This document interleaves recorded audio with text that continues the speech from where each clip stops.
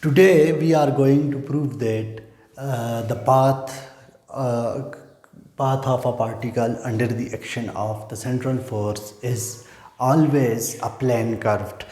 Consider a body of mass m is moving along a curved path under the action of central force, and this central force is directed away from the origin. So here is a source of force, and here a particle is moving under the action of this central force, whose path I have shown in this figure.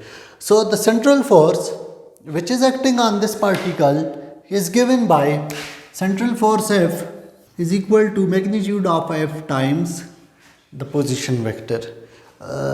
So this is central force, and we know that the moment of force R cross F will become equal to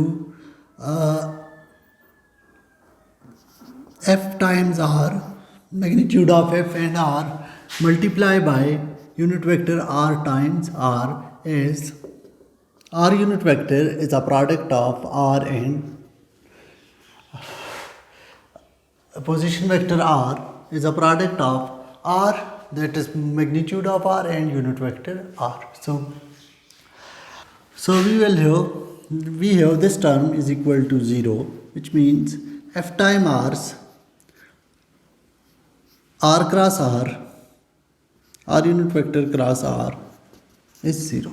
R cross F is equal to 0, which means R cross M dV divided by dt is equal to 0.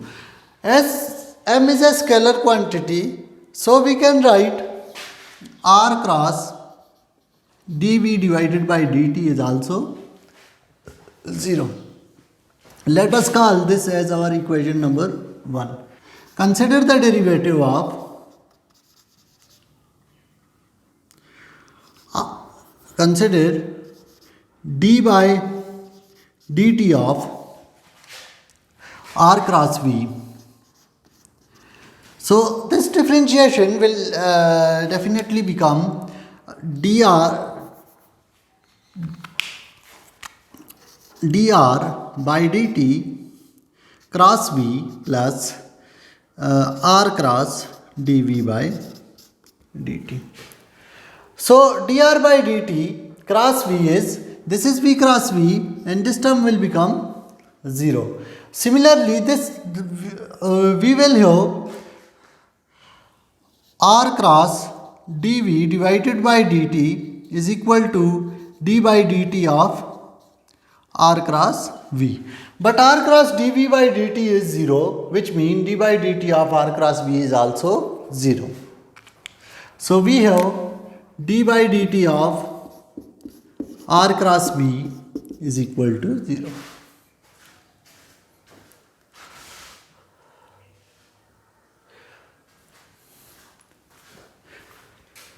Integrating both sides, we have R cross V is equal to a constant. Let me call this constant H. So R cross V will become H, that is H is called velocity vector. Rate of change of velocity with position is called velocity vector H. Now if it is a plane, if R and V are coplanar, then H must be perpendicular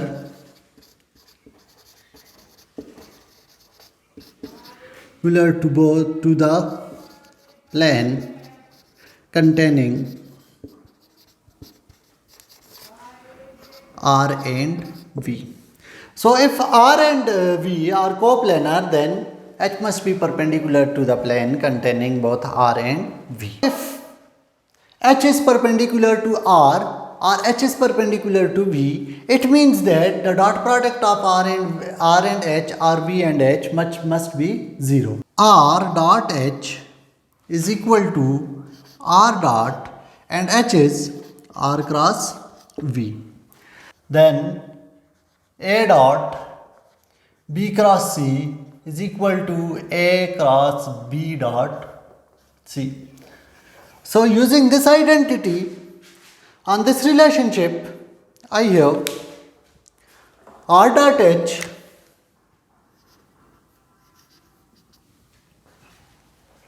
is equal to R cross R dot V. So R cross R is 0, which means R dot H is equal to 0. Now, if there are two vectors and the dot product of these vectors is 0 and both the vectors are non-zero, then there is only one possibility, and that is R dot H is equal to RH cosine of theta is equal to 0, which implies that theta is equal to 90 degree. The angle between R and H, that is position vector velocity, and the velocity vector and the position vector is 90 degree. Similarly, we can prove that V dot H is equal to V dot R cross V. So this will become A dot B cross C is equal to this identity is also equal to A cross C dot B. So this will give us V dot H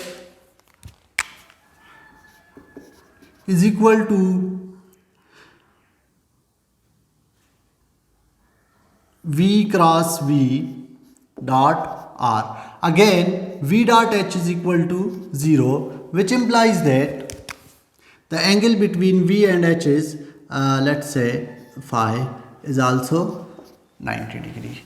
It means that we have shown that the angle between R and H is 90 degree, which means it is perpendicular to the R and it is perpendicular to the H, which means that the body of motion is confined to one plane, that is its position